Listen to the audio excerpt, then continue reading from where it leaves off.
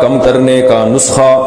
مفتی صاحب سے درخواست ہے کہ اگر مفتی صاحب کے پاس پیٹ کم کرنے کا یا موٹاپا کم کرنے کا کوئی نسخہ ہے تو وہ بتا دیں، بڑی مہربانی ہوگی.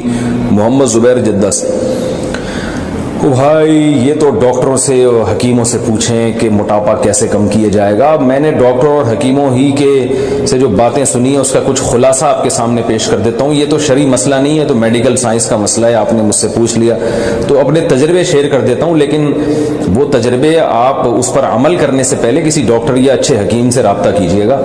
تو ایسا نہ ہو میں نیم حکیم خطرہ جان بن کے آپ کو جتنا ہے اس سے بھی جائیں آپ، ایسا نہ ہو ڈبل ہی ہو جائے آپ اور زیادہ.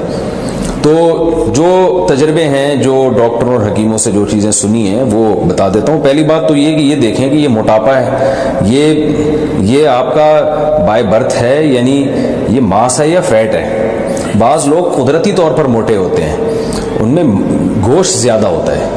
تو جو قدرتی طور پر موٹا ہے وہ کیوں اپنے آپ کو کم کرے گا؟ وہ تو اس کا تو ماس ہی کم ہو جائے گا، وہ تو کمزور ہو جائے گا بیچارہ. اب ایک بچہ پیدا ہی اتنے سارے پاؤنڈ کا ہوا ہو وہ، اور ویسے ہی اس کے اندر وہ نیچرل موٹا ہو، جیسے ہوتے ہیں ہر ایک کو اللہ نے ایک جیسی شکل و صورت تھوڑی دی ہے، نہ ایک جیسا وزن دیا ہے. اب آپ ایسے ہی ہے جیسے ایک آدمی کا ہے میں اتنے فٹ لمبا ہوں تو میں چھوٹا کیسے ہوں گا؟ تو بھائی آپ کو اللہ نے پیدا ہی لمبا کیا ہے تو آپ اپنے آپ کو کٹوائے بغیر تھوڑی چھوٹے ہو سکتے ہیں، یا تو گھسوانا پڑے گا ریگ مال سے اپنے آپ کو.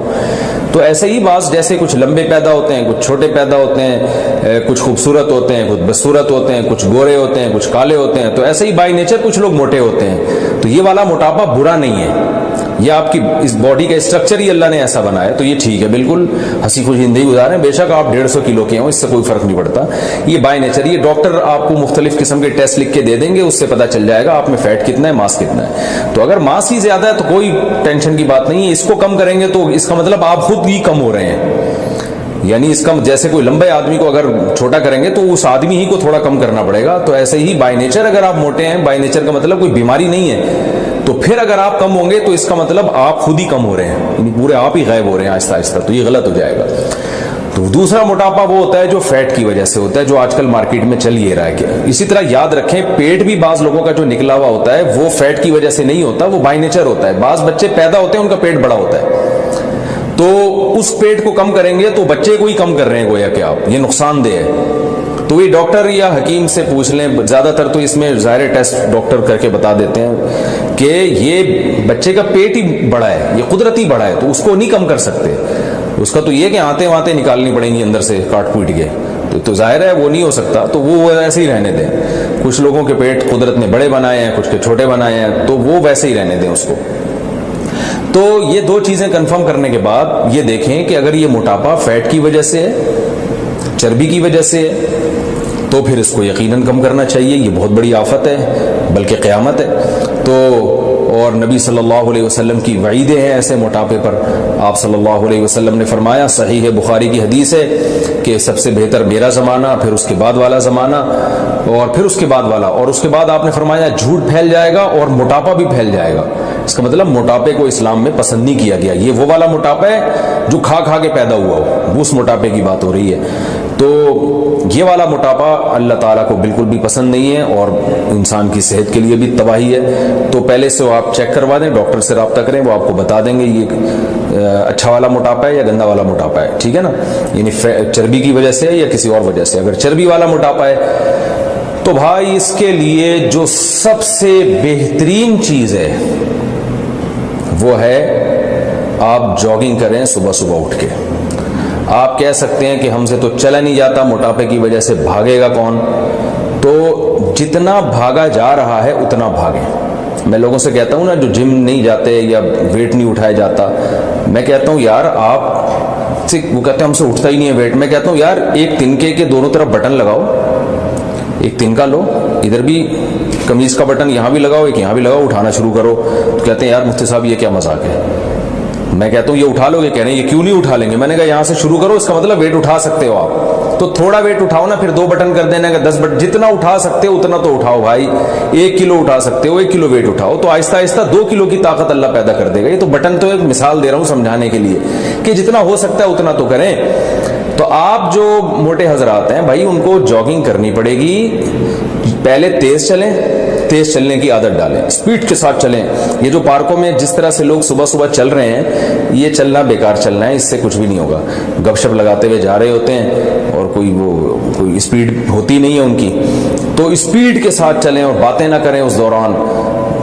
जितना तेज चल सकते हैं और जितनी देर तक चल सकते हैं चलें, सांस फूल जाए तो ये आहिस्ता आहिस्ता लाशऊरी तौर पर आपका स्टेमिना बढ़ना शुरू होगा। और जब चलने के आदी हो जाएं तो फिर उसके बाद हल्की हल्की जॉगिंग शुरू करें, हल्की हल्की। देखें कितना दौड़ सकता हूं, जितना दौड़ा जा रहा है उतना दौड़ लें। तो फिर नोट कर लें, भाई आज मैं इतने मिनट दौड़ा, जॉगिंग की है मैंने। अगले दिन क्या करें, एक हफ्ते तक उतने ही मिनट तक, देखेंगे एक हफ्ते बाद आपका स्टेमिना बढ़ चुका होगा। फिर 1 मिनट और बढ़ा दें, फिर 1 मिनट और बढ़ा दें, फिर एक दिन आएगा आप आधा घंटा भागेंगे, फिर इंशाल्लाह एक दिन आएगा आप यानी बड़े आराम से 35-40 मिनट तक भाग सकेंगे इंशाल्लाह। और एक दिन आएगा आप ऐसा भागेंगे कि अगर आपके जितने कर्ज, जिन लोगों से आपने कर्जे लिए में, आप वो भी नहीं आपको पकड़ सकेंगे, तो ऐसा आप इंशाल्लाह भागेंगे। तो वैसे अल्लाह ऐसे भागने से बचाए। तो एक तो ये करें आप, इससे बहुत फ़ायदा होगा।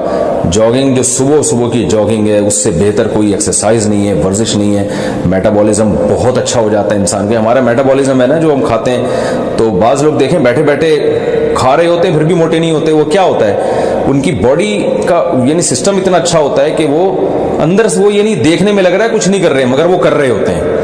उनके अंदर से सिस्टम बहुत अच्छा होता है, सब चीज़ें हरकत में होती हैं। तो आप जब भागेंगे तो हरकत में आएंगे, और आपने सुना होगा हरकत में बरकत है। दूसरा, खाने पे कंट्रोल में ये करना है कि 3 चीज़ें, दुनिया छोड़ने से पहले 3 चीज़ें छोड़नी तो नहीं है, कम कर देनी है। रोटी, चावल, आलू, और ये जो तेल की चिकनाई शिकनाई आजकल तेल डाल डाल के खा रहे हैं, ये 4 चीज़ों से थोड़ा सा परहेज करें, कम करें, ख़त्म ना करें।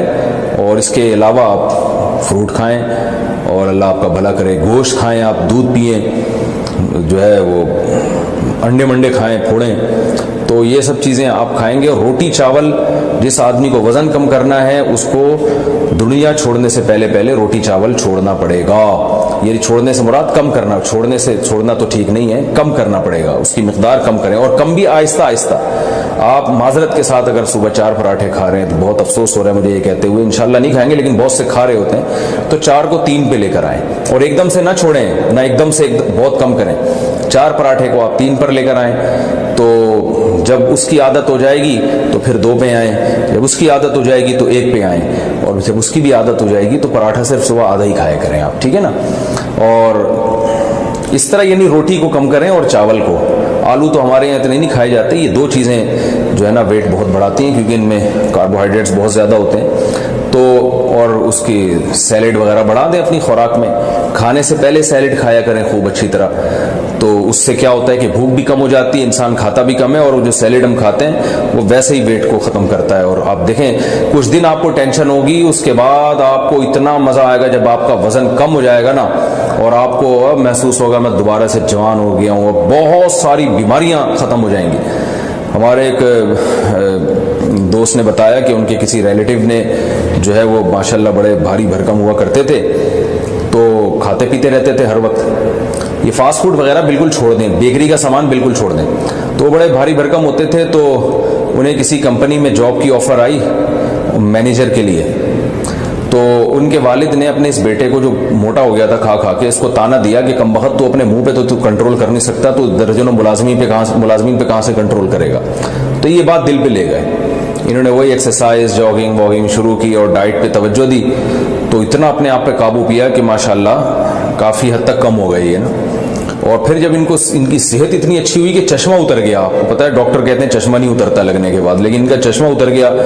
डॉक्टरों ने बताया कि आपने शुगर को 10 साल आगे धकेल दिया है, 10-20 साल आगे धकेल दिए, क्योंकि ये जो इनके टेस्ट आए थे उसमें बस इनको शुगर का हमला होने ही वाला था इनके ऊपर, और पता नहीं क्या क्या बीमारियां ख़त्म हो जाती हैं। तो भाई मोटापा तो बहुत ही ख़तरनाक चीज़ है। कैंसर, डॉक्टर ने मुझे खुद बताया, कैंसर के स्पेशलिस्ट ने, कि कैंसर के जितने पेशेंट आते हैं अक्सर उन पेशेंट की हिस्ट्री में जब आप गौर करें तो मोटापा ही होता है। तो बहुत सारी बीमारियां हैं इससे। तो मुंह पे भी कंट्रोल करें और थोड़ा सा फिजिकल एक्टिविटीज़ को बढ़ाएं। ये मेरा टॉपिक नहीं है, मौजू नहीं है, लेकिन चलो हो गया। अच्छा, एक और बात है, बेरी का शहद जो है